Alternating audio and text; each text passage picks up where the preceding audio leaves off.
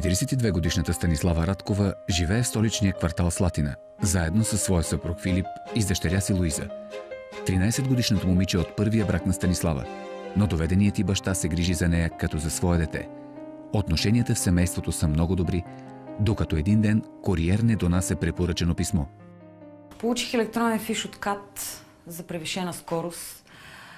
Първо се ядосах, че Филип пак е карал бързо и трябва да платим поредната глоба. Но после видях, че до него стои малко момиче, което не беше Луиза. Станислава не може да си обясни какво би могло да прави това момиче в колата на съпруга й. Затова първото нещо, което прави, е да се обади на Филип, който от няколко дни е в чужбина по работа, и да го разпита за какво става въпрос. Попитах го кое е момичето в колата и той ми отговори, че е дъщеря на някаква негова колежка, която бил закарал преди няколко седмици до дома й. Може би изглежда странно, че му звъня за такова нещо, но аз познавам всичките му познати и приятели и затова се зачудих. Успокоението на майката обаче е само временно. Когато вижда снимката от КАТ, дъщеря и Луиза разпознава въпросното момиче, с което учат в едно училище. Познавам момичето от снимката, отскоро в нашето училище. Тя е 2 години по-малко от мен. Казва се Никол и е сираче. Само това знам за нея, но реакцията на мама, когато й го казах, беше много странна. Когато Луиза ми каза, че това момиче е сираче и че няма родители, направо ми причерня. Само преди 2 часа Филип ми беше казал, че това момиче е дъщеря на негова колежка. Защо му е да ме лъже? Започнаха да ми минават какви ли не неща през главата. След като разбира кое е момичето от снимката, Станислава не може да си намери място от тревога и отново се обажда на съпруга си Филип. Телефонът му обаче е изключен. Звънях на Филип, но телефонът му беше изключен. Не знам защо ще ме лъже за такова нещо. Ние винаги сме си казвали абсолютно всичко.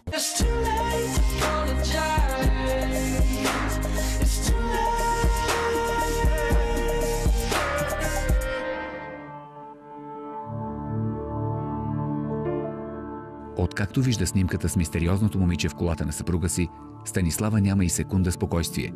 Тя иска да разбере нещо повече за въпросната Никол и затова на следващата сутрин отива с дъщеря си до училището, където двете учат. Сега тя като дойде, ти ще отидеш сама при нея, да не я стресирам аз с поведението си. Нали Добре. Разбираш? Да. А тя откъде трябва да дойде? Още не знам. Майка ми се филмирала за някаква тъпа снимка, даже днеска ме придружи до училище. Аз къснявам за час заради нея, за да чакам някаква Никол. Ами какво да направя? Като не мога да се свържа с Филип, ще говоря с момичето. В крайна сметка трябва да разбера. Не след дълго пред училището идва и самата Никол. Никол? Здравей, аз съм Луиза. Виждали сме се по коридорите. Да. Може ли да те питам нещо? Да. Защо си се возила в колата на втория ми баща? Кой е вторият ти баща? Казва се Филип. Не го познавам. Познаваш го? Би трябвало да знаеш. Возила си се в колата му. Не го познавам, не познавам никакъв Филип. Возила си се в колата му. Не съм. Напротив. Не е вярно. Това наистина е момичето от снимката. Реакцията й, когато Луиза я попита за Филип, ме убеди, че има нещо и двамата с Филип крият. Возила си се в неговата кола. Ма как? А го дори не го познавам. Познаваш го, кажи ми истината, моля те. Не е вярно. Чакай! Интересно ми е тази история с Никола и Филип. Откъде се познават? Мене рядко идва ме взема от училище, защото е до късно на работа. Ама явно за нея има време. Тъй като тя е дете, не мога да я притеснявам повече, но задължително ще искам обяснение от Филип. Той трябва да ми обясни. Около час по-късно Станислава вече е в заведението, което двете със сестра й управляват. 42-годишната жена не може да се сдържи и споделя със сестра си случилото се през последните 2 дни. Не искам да ти се меса и някакви неща да ти хвърлям в главата, ама да не би случайно да има любовница. Стига, бе. Стига, бе. Какво? Това е просто първото нещо, което на мен ми хрумва. Вози чуждо дете в колата. Значи спокойно може да е детето на любовницата му, примерно. Той да се грижи за него по някой. Не мисля. Всичко е наред. Ти никога не мислиш, нали? Защото ти си супер наивна и това е от край време. Ама това, че не мислиш, не означава, че някакви неща не се случват. Не исках да разстройвам Станислава, но трябваше да й кажа какво мисля. Тя от край време е доста доверчива и не е като да не си е патила от това. Надявам се, че все пак всичко ще е наред с тях. Добре, не ме ли разбираш какво искам ти кажа? Да, има неща, разбирам, които си личи, когато един мъж се отчуждава и евентуално почва да изневерява. Виждала ли си нещо такова? Не съм виждала нищо подобно. Добре, не ставай нападателна, просто се грижа за тебе, защото всички знаем колко си Да, бе, оценявам. наивна. А как са нещата в спалнята? Ти пък. Просто питам, Наред са. не искам изобщо ти се меса. Само че знаеш, че когато една връзка тръгва да се уврежда, тръгва точно оттам. Добре, не ми казвай, няма нужда. Просто ти си помисли. Той кога се връща, Филип? До вечера. Добре, супер. Само, че моля те, този път бъди малко по-настоятелна. Разпитай го. Значи няма как да се измъкне, когато застанеш срещу него и го питаш очи в очи и му кажеш какво знаеш. Разпитай го, прерови му телефона, прерови му жабката на колата, багажника. Виж навсякъде, много е важно. Стига, бе, до сега не съм го правила. От 12 години сме заедно. Да, защото Сега ли ще почна да го Станислава правя? до сега не си имала повод, а той те е излъгал. Не искам да те настройвам срещу него, просто искам да си по-внимателна. Стана ми неприятно сестра ми, като предположи, че Филип може да си има любовница. Но трябва да призная, че аз имам същите подозрения. Дано да се окаже безпочвено. Защото не ми се иска да му рова по багажа. По-късно същия ден, Станислава нетърпеливо очаква съпругът й да се прибере, за да му поиска обяснение за всичко. Какво става, бе? Нещо... Защо ти беше изключен телефона? Аз даже не съм разбрал, бе. Сигурно ми е паднала батерията. Не. Търсихте няколко пъти. То по път, къде да го зарежа? Аз дори не съм си погледнал в джоба. Филип, Да? защо ме излъга за това момиче? За кое момиче, бе? Ето за това момиче. Какво съм те излъгал, нали? Ти казах, че на колежка моя дете и просто съм ми направил услуга. На колежка. Да. Филип, Да. лъжиш ме. Как ще те Аз знам, лъжа? че детето е сираче и учи в училището на Луиза. Да, бе. Да, така е. Сираче. Леля му го гледа, но тя му е като майка. Значи Лелята ти е колежка. Да, Лелята ми е колежка. Когато казах на Филип, че знам за Никол, че учи в училището на Луиза и че е сираче, той се смути. Може би аз съм станала много мнителна покрай разговорите с сестра си, но със сигурност усетих, че Филип се притесни. Просто направих услуга, нищо особено, какво толкова, не знам защо се... Не, ти не намираш ядосваш. време да ходиш да взимаш Луиза от училище, обаче ходиш другите деца. Ти знаеш, че работят до късно. Просто ми е странно. Кога да отида да я взема? Станислава никога не е била толкова недоверчива. Не знам какво и става сега. В крайна сметка не мога да й давам отчет за всяко нещо, което правя през деня, но все пак се надявам, че успях да я успокоя. Мисля, че ти обясних, нали? Изяснихме нещата, не се сърдиш повече. Да. Защото съм ти приготвил изненада.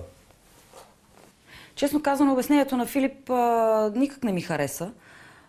Не можа да ме убеди.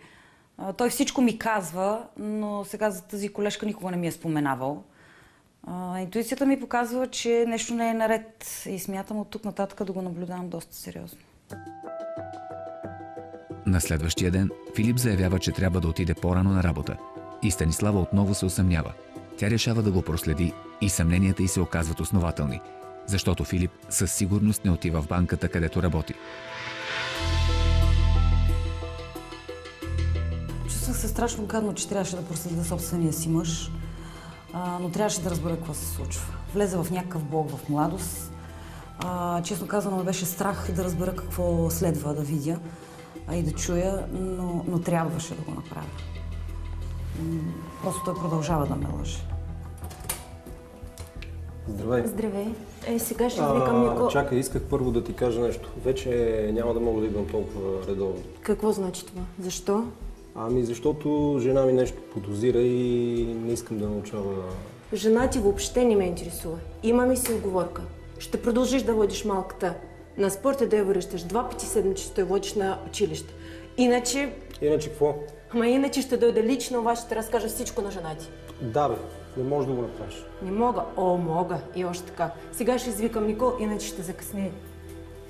Никол? Чувствах се страшно унизена от това, което чух горе. Идеше ми да се кача горе, да вдигна скандал, но каква полза? В крайна сметка се убедих, че Филип има връзка с тази жена. Иначе защо ще се грижи за племеницата й? След като проследява съпруга си Филип, Станислава научава името на лелята на Никол. Олга, а разбира и, че съпругът ти редовно се грижи за малкото момиче. След шокиращите разкрития, Станислава веднага отива в заведението, за да сподели със сестра си Мирела. Стига де! Всичко ще е наред. Разкажи ми какво е станало. Айде, стягате се малко. Той каза, че не може толкова често да я взима и да я води на училище, защото аз съм подозирала нещо. И Лелята каза, че не я интересува това какво аз знам и дали изобщо знам, и че те имали уговорка. Той да взима и да води Никол на училище 2 пъти в седмицата и да я води на... Добре. Значи сигурно има някакво логично обяснение, нали така? Все още нямам никакво логично обяснение. Добре, значи от това, което ми казваш, първото, което мога да ти кажа, че не е задължително той те изневерява. Може да има друга причина, която всъщност, като помислих малко върху цялата история, ми хрумна нещо, което звучи доста по-правдоподобно.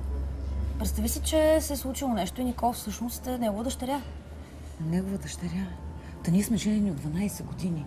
Никол е на 10 или 11. Това означава... Ако си права, това означава, че тя се е родила след като ние вече сме били женени. Да, такива неща се случват. Явно съм била права да подозирам Филип в нещо. Честно казано, нямам идея дали тази Олга наистина му е любовница, но ужасно много ме дразни това, че той просто не спира да лъже Станислава. Тя винаги го е обичала, винаги го уважава и се отнасяла добре, просто не заслужава такова отношение. Говори ли с Филип вече? Не посмях. Какво значи не посмях? Вие се познавате от ужасно много време, не може да не посмееш. Това е мъжа до теб, партньора ти. За първи път попадам в подобна ситуация. Аз не зная какво да му кажа. Да, разбирам. Ти ще го питаш, ти няма какво да му кажеш. Признай му, че си ги подслушала, кажи му как се случват нещата, какво си мислиш, от какво се страхуваш и той вече няма да има как да не ти отговори. Не знае, не Просто няма начин. Ако Филип е баща на Никол, това означава, че той ни е лъгал през цялото време.